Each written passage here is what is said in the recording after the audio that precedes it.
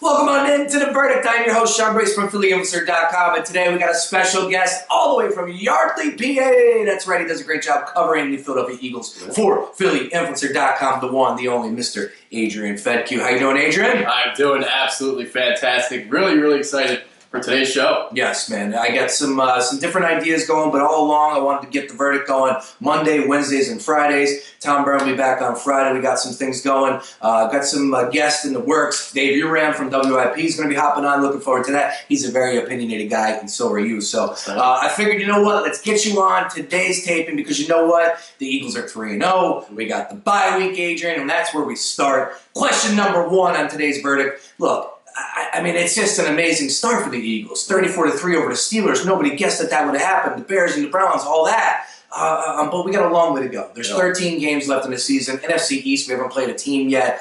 But 3-0, what are we talking about with the Eagles? Well, you know, what's the finish line looking like right now? This is insane right now. It is. Totally unpredictable. 3-0, outscoring opponents 92-25. It's insane. 92-27. Plus 65. That is insane. It's higher than the Patriots.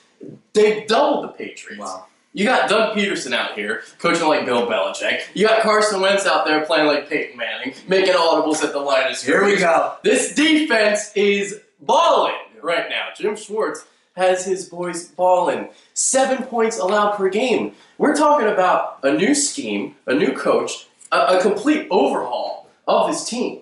This is supposed to take time.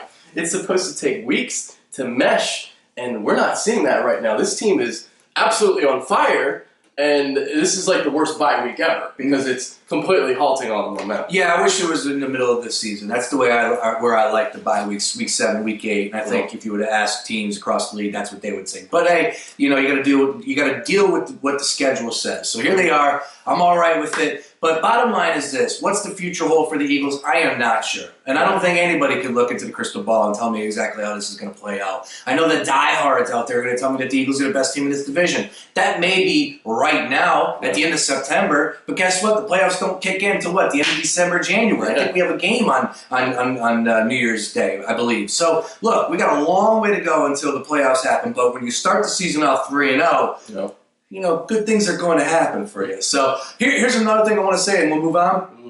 I feel like this team is good enough, and with the coaching and all that if they were to have that one injury, even if it's Carson Wentz, or even if it's knock on wood that this doesn't happen, don't get me wrong, but like Fletcher Cox, if one of those guys were to go down, I still feel like the Eagles would be in the running for this division. And oh, by the way, it helps when you start out 3-0 because of that. Oh, absolutely. And I will say this. Carson Wentz, best quarterback in the division right now. There's no arguing that. Absolutely. No arguing that. Absolutely. I agree with that. Now, before we move on, there's still things that need to be ironed out before we properly evaluate this team because we have yet to see them not play well.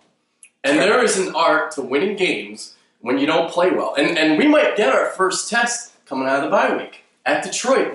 That's got a trap game written all over it. Sure. So is this a game where, you know, maybe the defense kind of hangs around and Carson Wentz doesn't really play well? Can he pull it off in the fourth quarter? So these are the things that I'm still looking for from this team. It's, you know, you mentioned like, hey, what to expect? I don't know what to expect. Yeah. This 3-0 start has been completely unexpected. So, I mean, I do think they're the best team in the division. They have the best quarterback in the division. But how far can this team really go? I don't really know.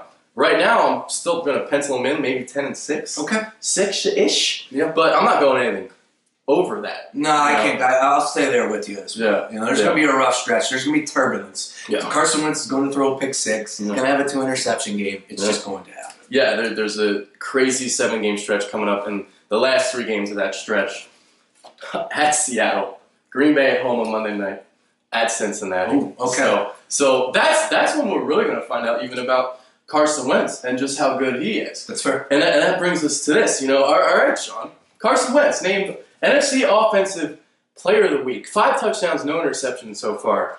Can he sustain this level of success? It is unbelievable. It is. Look, I think I go back to this. There's no defense for the perfect pass. And right now, Carson Wentz is doing exactly that. Now, I think Doug Peterson deserves a ton of credit with his offensive play calling, his system. He seems to be dialing up the right screens. He's working, the right channels. He's got everybody believing. It's going to be tough to see what happens when Lane Johnson falls out of the mix for 10 games. We'll see how that plays out. But bottom line is, I think Carson Wentz, right now, the game is moving so slow for him, and a lot has to do with Doug Peterson, but Carson is just out there, and he's able to pick apart the defenses pre-read, and if they are showing him something that he's not expecting, like I said, the game is just moving so slow for him that he's able to find the open man, and like I said from the start, there's no defense for the perfect pass. Go back to that first week of the season versus the Browns with Jordan Matthews on the cross, linebacker underneath, safety over the top, and he just threw it up, and it was in the perfect spot. I mean, it's just amazing. We haven't seen passes like this since 03-04 with McNabb. Damn right I said that. Yeah. And Carson Wentz is just incredible right now. There's nothing else I can say. But as far as what will the future hold, like I said, he's going to experience turbulence. Yeah. There's going to be defenses that get in his grill. Lane Johnson, losing him for 10 games is a huge, huge loss. Mm-hmm. So what's going to happen when that plays out? That's what I'm looking forward to see. I'm looking forward to three-step drops. Yeah. Well, and that's working for him right now. Yeah, it is. So I'm looking forward to a lot of this. I think Carson Wentz is outstanding so far in these first 3 games. Obviously, offense won the award today, but we got a long way to go. Yeah. Now, I know everybody was saying, it's just the Browns and it's just the Bears, those first 2 games. But here's what was so impressive about those 2 performances. Sees the defensive coordinator, Ray Horton, week 1, likes to bring the blitz, likes to bring the pressure from all different angles. He goes 8 for 8 against the blitz. Unbelievable. Yep. Week 2, Vic Fangio. Big Fangio! Big Fangio! All right, so here's what he did against Fangio. This guy likes to disguise coverages. Mm-hmm. He goes out and kills it again. 2 different defenses, 2 different philosophies. And you made the point, too. I mean, these balls, these aren't dimes, they're quarters. Perfectly placed. No, yeah, you're right. Quarter, and they got North Dakota on the back of those quarters, too. How about that? Yeah. He's stupid. I love it. No, I mean, Carson Wentz is just outstanding right now, and it's a fun ride to enjoy. I think that's, the big picture we need to look at as Eagles fans and just say, walk into every week going, dude, we got a chance to win. The future is bright. Let's just enjoy the moment. Yeah. Do not set your expectations too high. Not right now. Just enjoy the moment. And I'll tell you what, this is very, very encouraging for the next, 10 years, basically. This team, I mean, I don't want to throw the word dynasty out there yet, but they're showing some signs, some very, very encouraging signs that maybe they can win 1 championship. Bill Belichick, Peyton Manning, dynasty. All right, first of all, he is a little under the weather. First of all, I am. He is a little under the weather. All right, moving on. Let's talk. We're going to mix it up because you do a great job of covering everything for us at PhillyOcean.com, but your specialty is the Eagles. Make sure you go check out his recaps. Top notch, some of the best out there. Let's talk a little bit about 76ers. And this is interesting because it happened on Monday. 76ers had their media day. First time all summer, Nerlens Noel spoke to the media, and he voiced his displeasure with the organization not making a move over the summer. And he said, quote, it doesn't make any sense having all of us on the roster, unquote. And, he's speaking about Joel Embiid, he's speaking about Jahlil Okafor, and he's speaking about himself, all 3 centers on the roster. Plus, we can throw Darius Saric into the mix, a ton of bigs. What are the Sixers going to do? My question to you, Adrian Fedkiw, is, was it a mistake for the 76ers to bring in all 3 big men at the beginning of training camp? No, it was not a mistake. Not at all, because you don't want to be desperate. Desperation is not a word you want to be associated with as a general manager. And, obviously there's an influx of bigs right now with this team, but it's better off to remain patient and wait until the trade deadline, because what's going to happen is this. Players are going to get hurt. There's going to be needs, and teams are going to overpay. We just saw this in the NFL. Here in Philadelphia, we just saw it. Teddy Bridgewater got hurt. True. We traded Sam Bradford. We got a first-round pick back, and the projection for him was a second-round pick, possibly at the end of the year. So you not only get the first, you get the fourth as well. So right now, just pump the brakes, relax, let the season play itself out. You can also work some lineups around, experiment with maybe Noel and Saric, because I think that's a good pair to have on the floor together because Saric can't really defend the perimeter. Noel's a lot more quick-footed. He can guard your stretch forward. So I would keep Noel around for now. I would just chill and just relax. Yeah, Dario Saric, shout out to him. He was a Manion over the weekend. How about that? The sites. He was dancing too. Yeah, he was. Look, for Nerlens, I understand Nerlens. I understand why he'd be upset because guess what? His agent's connected. His name's been tossed around there. There's definitely truth behind all those rumors. The 76ers are trying to move a big. The right deal didn't present itself. Now, this is what I would tell Nerlens. Just because you feel like your name was tossed out there number one all summer long, and maybe your agent was telling you that doesn't mean you can't play yourself onto this squad, in my opinion. Yep. So you go into this training camp, and I realize he's a professional athlete. He's not happy right now. He's going to voice his opinion when the first time he has an opportunity to. But I feel like Nerlens will be a good soldier next week or the week after that, and he'll fall into the groove. I mean, we've heard athletes be upset at times. We understand it. They're human beings as well. But that doesn't mean Nerlens can't play himself onto this roster, no matter what. I feel like Brian Colangelo is going to allow this to play out for some time. I don't think there's going to be a move before the season starts, but I could be wrong on that. We'll see how things play out in preseason. Again, injuries to happen in preseason, so who knows? Maybe a team comes calling then. But Nerlens could play himself onto this squad. Ja, he gets out there on the floor, and all of a sudden the mix, the chemistry looks a lot better with Nerlens out there. His defensive numbers take another step in the right direction. His numbers are already pretty damn good. You understand what I'm trying to say. So it's not over for Nerlens Noel in the 76ers uniform. That's what I would tell him. Go out there, bust your ass, play hard, and who knows what will happen. Brian Colangelo, I think he wants to move Nerlens and hang on to Ja, but I don't think that's a lock just yet. Yeah. If there was one rumor that I might have potentially been interested in over the summer, Noel straight up for Avery Bradley. That's a trade I would have considered because obviously this team kind of needs a point guard. Well, not necessarily point guard, but they need guards on this team. Definitely. And Avery Bradley's a guy that he's going to guard your team's opposing point guard. He can shoot the corner three, which works for the Ben Simmons drive and kick game. So Bradley's a guy I'm very high on. I like his defensive ability. So I think he could have worked well on this team. He can also finish on the break too, so run up and down the floor a little bit. Season's almost here. I got season tickets this year. I can't wait. That is awesome. Looking forward to it. I'll be going down with my friend with season tickets too. We'll be there. Yeah. Rocking out. We'll be chilling. All right. Yo, so, we just talked about Noel. Now some really, really sad and unfortunate news. Tough one. Over the weekend with the passing of Jose Fernandez.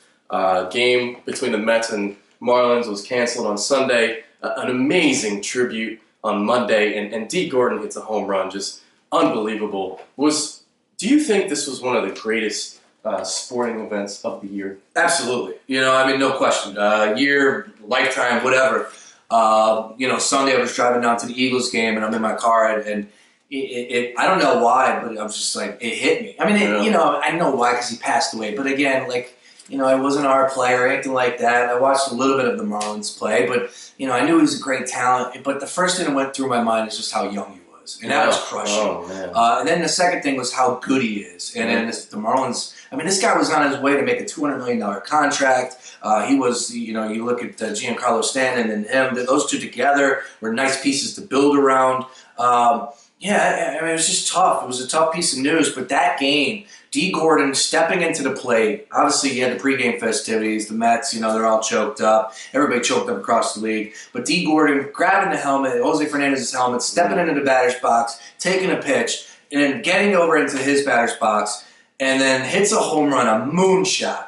And I was like, oh my God. And then the announcer goes, that's D. Gordon's first of the year, and that was it. Travis d'Arnaud, the catcher for the Mets, was shedding tears. I was definitely choked up. A moment of the year, you think about players that were lost in their prime. You got Jerome Brown, you got Len Bias. Yeah. This is up there. Jose Fernandez was an amazing talent. So a moment of the year, a moment I'll never forget. It's not far-fetched to say that he could have been a potential Hall of Famer. Absolutely. 24 years old, a sub-2.5 ERA at 24. He didn't even hit his prime yet, and he was doing this. The bite on his breaking pitches was extraordinary. The slider, the curveball that he threw. I'm gutted by this too, man, because he's so fun to watch. Yep. He throws and he pitches with so much passion out there. And this is terrible. Tough one. Terrible. Yeah, tough one. Tough one to swallow, that's for sure. Yeah. All right, fifth and final question, moving on as we make the smooth transition from, passing of Jose Fernandez to UFC. But, hey, Conor McGregor and Eddie Alvarez last night, UFC 205, shout out to Dana White and the whole UFC crew, finally got New York to allow UFC, Madison Square Garden. It's going to be crazy. It's in November. I can't wait for it. But last night, press conference, Conor McGregor taking on the Philly guy, Eddie Alvarez. I understand we all need to root for Eddie on this one, but I love me some Conor McGregor. It's about being entertained. And for me, the price of admission, this dude running his yap, and he hasn't said anything new in the last 4 or 5 press conferences, but he is can't miss television. Price of admission for you, Adrian Fedkiw, past or present, team or player, who you got? Yeah, this might be a little bit interesting, but I'm going with Tiger Woods. Tiger Woods, y'all. The 17th at Sawgrass, just planting my bottom right there in the bleachers and waiting for Tiger to hit the tee. And that's a great hold to park it at. Yeah. So you're basically waiting there for 3 hours just to see Tiger for 15 minutes. Well, I've never been able to see Tiger live. I know he's still going to play. He's got the Champions League tour that he'll be joining, I'm sure. But I had an opportunity, and I just moved up to Pennsylvania back in 03 or 02 it was, at Pinehurst, where he won the U.S. Open. So I wish I was able to go check him out there. Yeah. But you're right. Can't miss television. Worth the price of admission. Tiger Woods has to be up there. Yeah. Conor McGregor, Eddie Alvarez, UFC 205, Madison Square Garden. Looking forward to that. Also looking forward to the verdict on Friday. Adrian had a blast with you, my friend. Good stuff as always. Make sure you check out his content at PhillyAmateur.com. Does a great job. I'm telling you right now, I'll put his work up against anybody that covers the Eagles in our area at PhillyAmateur.com. Lots of videos, lots of GIFs. Great breakdown. This man's up till 4 o'clock in the morning watching TV. I love it. Gotta love it. So please check it out at PhillyAmateur.com. And they go to Temple. I'm a night out. There it is. Oh, they like that. There it is. And check him out on YouTube as well, The Bitter Birds. He's now doing a video with EDP. Every Monday, EDP and I taking over YouTube, baby. Are you serious? That's EDP. Good stuff. Hey, until Friday, everybody have a great day. Check out PhillyAmateur.com.